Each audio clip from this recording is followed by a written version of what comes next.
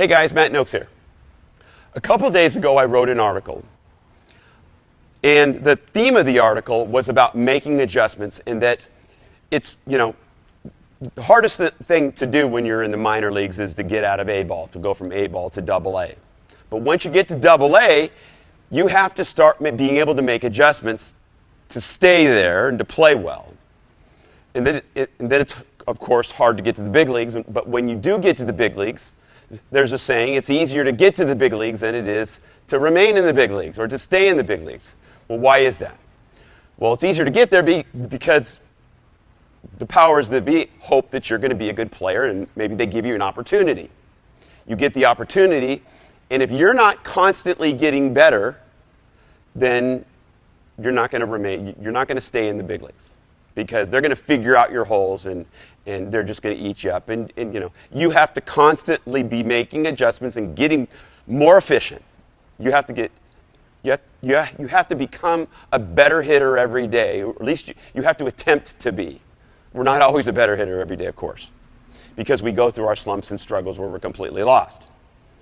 But I want to give you just a little space between maybe you have a game this weekend, or maybe you're playing and you're skeptical of making adjustments. But what I want to do is I want to give you a different view, a different picture, maybe a 30,000-foot view about what hitting is all about for a major league hitter who's a mature hitter. And then you'll start to understand how he gets better every day. Okay, so what it is that there's three abilities that we have to get better. One is our mechanics. We want brutally efficient mechanics. Okay? Brutally efficient, that's what it takes. Number two is a laser-focused mindset, and that has to be based on the Major League plan. Our mechanics, we want to have smooth, natural movements.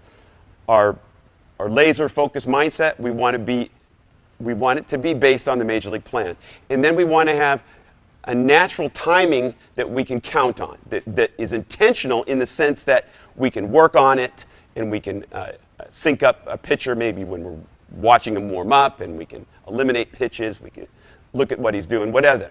So anyways, that you're getting ready to face that pitcher. So that's the natural timing. Brutally efficient mechanics, laser-focused mindset, your natural timing. Okay? So these are three abilities.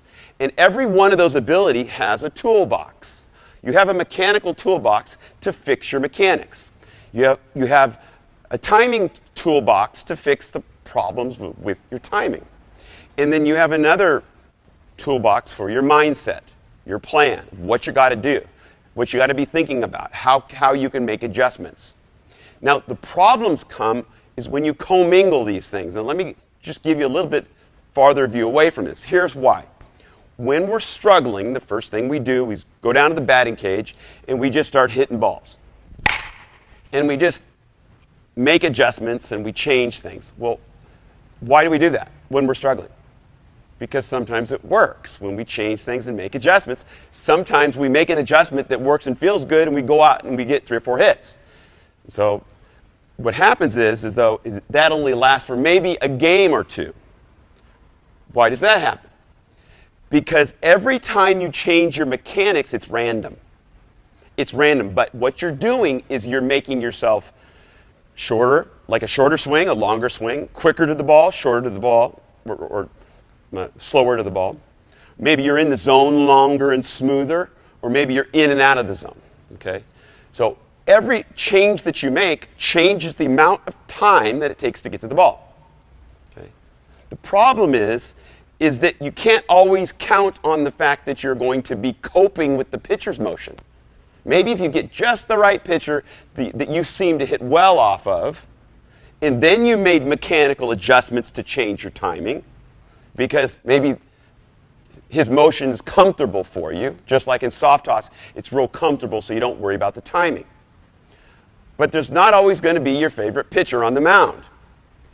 So if you're not reacting to the pitcher's throwing motion the exact same way, and you're not picking up release or whatever it is, and most hitters that are developing start their move, start their stride at a different point of where the pitcher's arm is, or at release or after release or before release or somewhere. If they're a high leg kicker, they don't always lift in the same spot, even on the same pitcher. Okay? So they're inconsistent. They don't even know really when to go. They're guessing when to start. Okay? And so if you're not sure about when to get going based on timing the pitcher, then just your mechanical adjustments are making yourself quicker or slower, or in the zone longer but slower, or in the zone shorter but maybe you're quicker to the ball. In any event, you find something for the day that works, and maybe there's a pitcher out there that you're comfortable with. So all is great in the world. But the next game comes, and maybe there's a pitcher that's not your favorite kind of pitcher, and maybe he slings the ball, or maybe he's herky-jerky, and you're trying that same swing, and your timing is off, because hitting is timing. And pitching is interrupting those hitters' timing, right? So that's hitting is timing. So when you're adjusting your mechanics, it's a random act.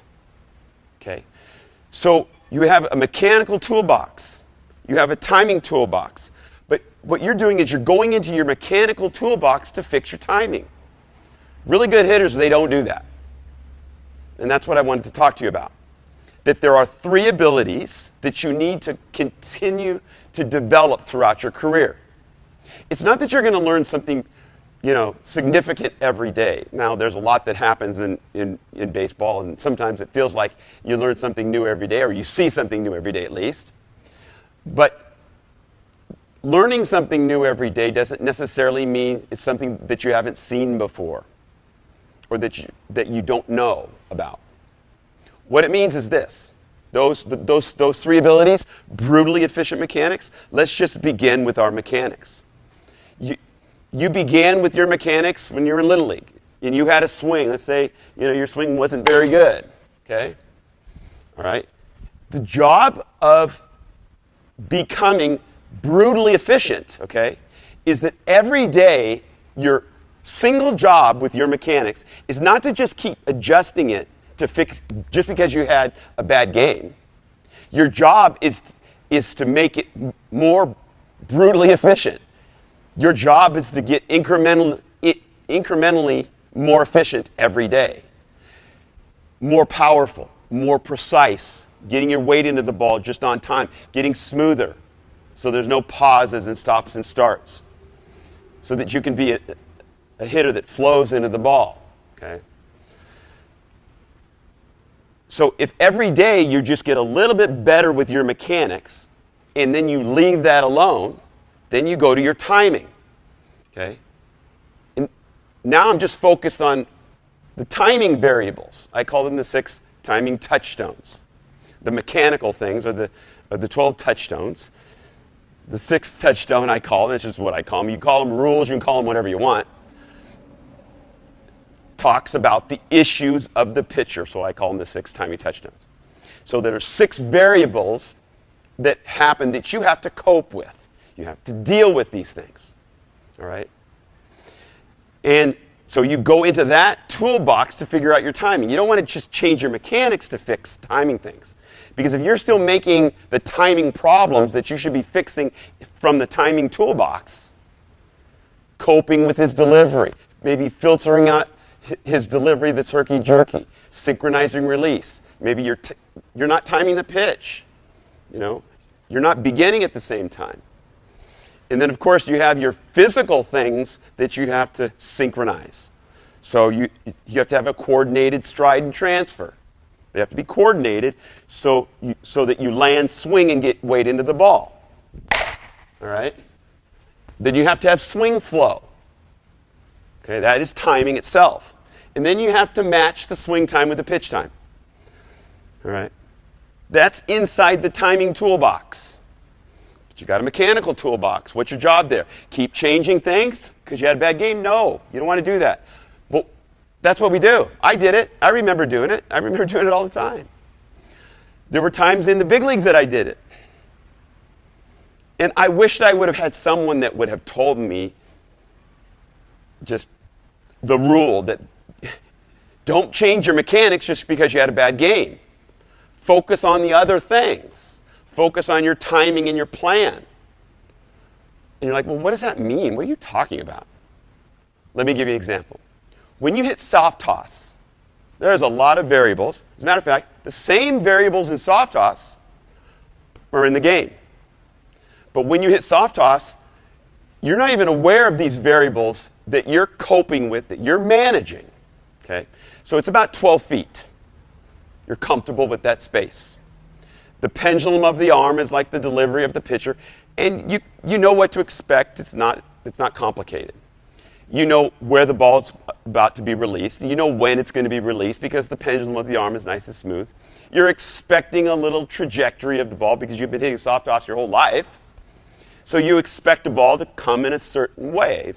If a ball's thrown 20 feet to the right, you're not going to swing. You're going to go, what's going on? Because you're expecting a ball right here. Okay? But you're not thinking about that. You just already know that. Okay? Just like you know that this is not complicated. Just like you know that you're going to just feel when the ball's going to be released, or maybe not consciously, but it just happens. Okay? You know pretty much where you want to hit it. And you can feel, because it's easier to time 12 feet. When it travels a shorter distance, that's a timing that's easier to manage. So you know when the ball's going to be there and where the ball's going to be or where you want the ball to be. All right? Then, of course, the physical things is then you have to coordinate your stride and transfer. You also want to have a swing flow. That means your swing has good flow timing so that when you hit it, it's smooth and it flows. You don't even feel your arms swinging because they just, almost like you're just going to throw a bat. Okay, that's swing flow. And then you have to match the swing time with the pitch time. Those are the 10 variables in soft toss you're not even aware of. You're not even aware that you're doing this, okay? The 10 variables. You just get in soft toss, somebody's throwing you the ball, and you just start hitting. Okay, now let's talk about the mechanics in soft toss.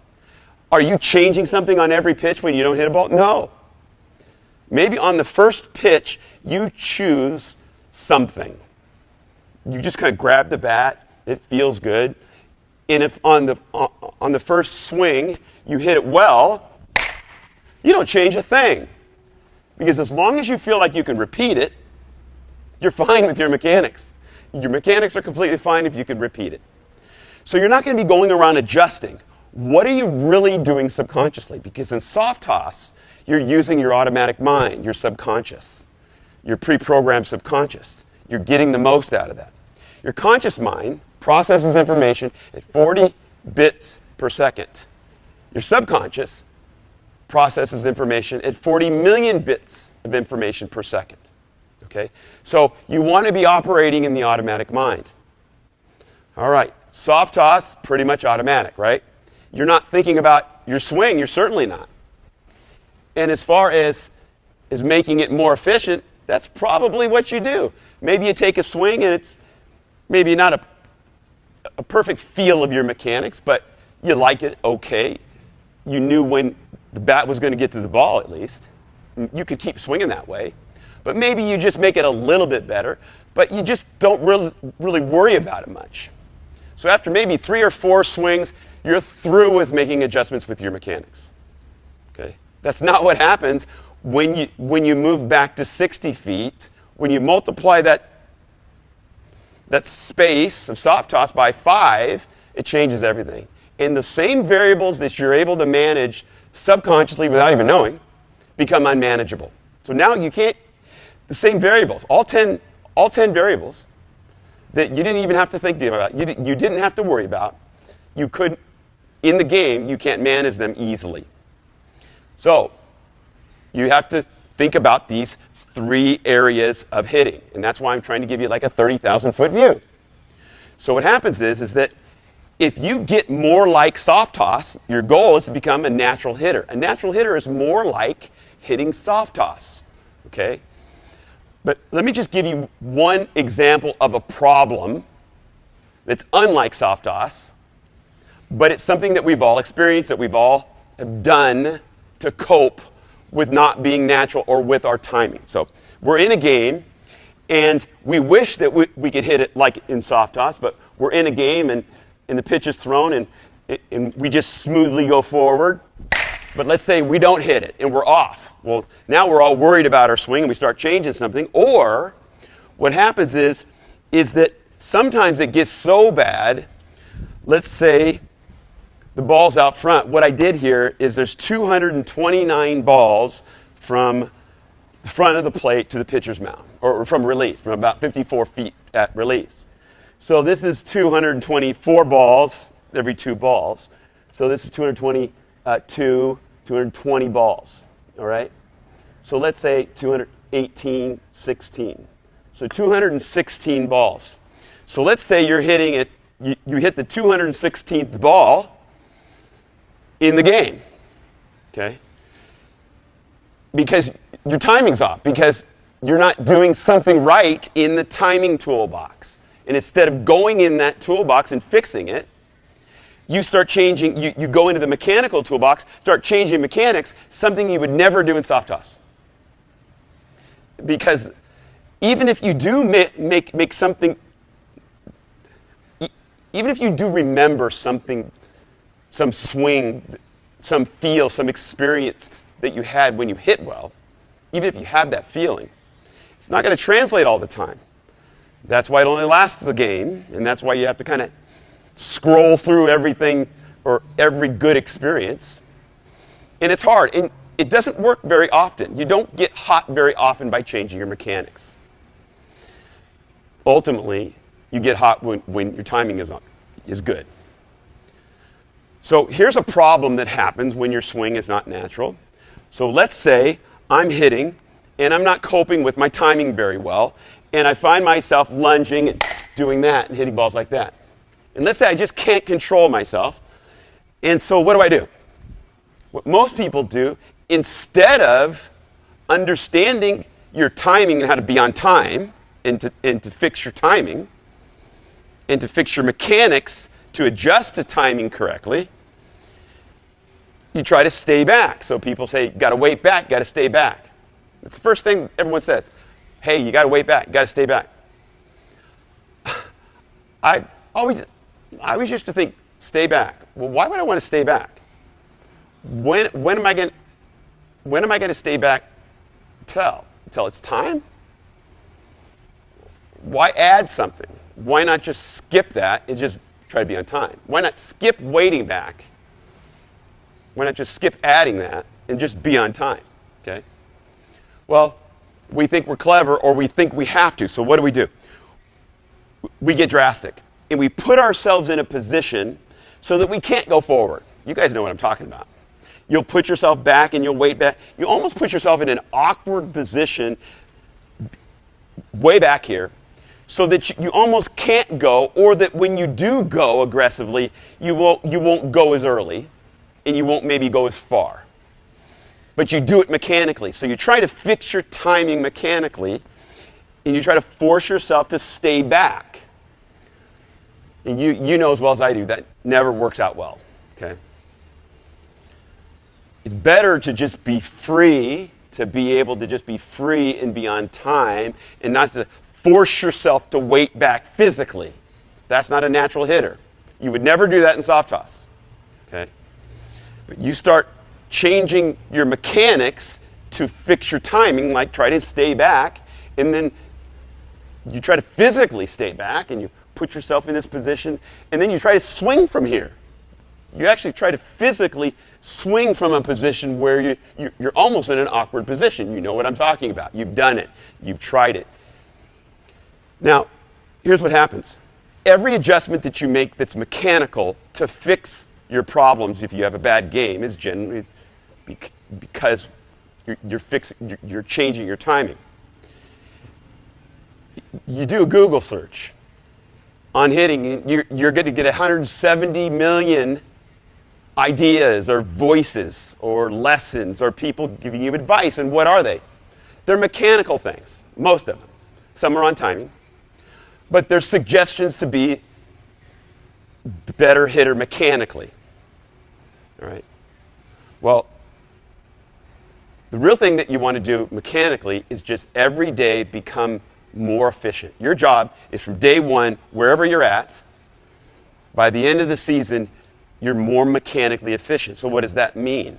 Okay, so 24th, 2nd, 20th, 18th, 16th, so the 216th ball. So let's say normally I'm trying to stay back, I try to swing and I can't hit that because it's out front. And then I just try to hit normal, and when I try to hit the 216th ball, I go like that. So now I'm in between. So what do? If I'm working on my mechanics to be more efficient, then I would learn how to cope with my margin of error. Okay? So I'm at the 216th ball. I don't have to do this. I can be light and ready to be on time. I don't have to keep myself, as long as I have good timing and I know how to be on time, and I have brutally efficient mechanics, and I know how to have a margin for error, and I know how to actually swing and keep my bat speed up and cover more ground. Shoot, sometimes those balls go farther than the balls that get to your normal depth, okay?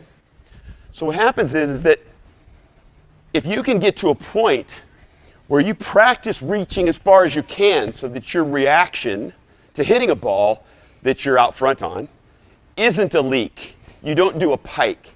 You don't lose your posture. You don't leak. You don't leak over your front side. That's making your mechanics brutally efficient. So not only are you trying to make yourself brutally efficient on a ball that's in your zone, within your reach, you're trying to make it every day more efficient, because you ultimately, if you become brutally efficient with your mechanics, you'll probably play in the big leagues, right? If you keep adjusting your mechanics, you're just random every day, and that's not going to work either, because if you're not coping with the pitcher, those odds are going to change and everything. The cascading failures are just going to blow you up. You're just not going to have a chance, okay? So that problem, if you're trying to stay back and wait like this, and you don't learn how to cope with the pitcher and be on time, you're going to struggle. So I can handle a ball within range, okay, if I get my timing right. I go ahead and hit it. And then mechanically, I can hit, let's try the 20th ball. No, that's not. I'm sorry. 10, 4, 2, 20, 18, 16, 14, 12. 212th ball, okay, right here. Okay, I can't reach it, but I didn't lunge, okay? I didn't hit it. So I missed it by what? Maybe 6 or 7 balls? That's, when a guy throws a ball 90 miles an hour, every 7/1000th of a second, the ball travels 7 balls, almost eight balls. Well, eight and a half balls, because it travels a foot. So you don't think that your subconscious mind, if you took a second swing at the same kind of a pitch that was slower, so you're looking for a fastball, let's say, and you get this pitch again, maybe it's a curveball, maybe it's a changeup, it's going to come up here, 8 balls, which is about a foot, but since it's slower, maybe it's not 7/1000th of a second, so maybe it's 25/1000th of a second. Okay. Same pitch, same curveball. First time I swung and missed. Second time I swing at this pitch, I don't know how I do it, but it's the same pitch, and I'm able to just read it and let it travel 8 more balls, and it's within reach. Okay. So if one strike I swing and miss, if I can still look fastball, and if he throws me the same pitch again, and I've experienced a miss. Now, if I don't swing at it, then usually you swing and miss on the first one that you try at, because you don't judge the speed well. But if you get a swing in and you get good bat speed and you don't slow because you're early, a lot of times when players are early, they cope mechanically with the ball, let's say the 212th ball right there, Okay? They cope mechanically by slowing down. Well, you don't want to slow down. You want to speed up. If anything, you want to speed up. It's not really speeding up what it is. It's just making sure that you don't slow down. Okay, so 4, 22, 20, 18, 16, 14, 12. This is the 10th. So 210th ball to the 218th ball. Okay? So 218th ball, I can hit that ball. I got that ball. Here, there's the front of the plate. I can hit this. Okay? Stand here. I reach a little bit on that one. Plus I swing a little bit longer bat right now. But point is that I can make adjustments like that. So there's 3 areas. You don't want to keep making mechanical adjustments. You have one job. You want to make it more brutally efficient. So if what I've been talking about resonates with you, my team and I have blocked out some time to speak to you personally and to apply these ideas to improve your performance right away. Whatever your biggest challenges are, we've seen it and we know how to overcome it. If you're not a serious hitter, then this is not for you. If you are, here's how I can help. If you're on the path to playing at a higher level, if your dream is to play college baseball or after that professional baseball, if you're willing to do whatever it takes to reach your dreams, if that's you, then go to mattnoakes.com/apply, mattnoakes.com/apply, and book a strategy session so we can talk. You go to mattnoakes.com/apply and book a strategy session right away.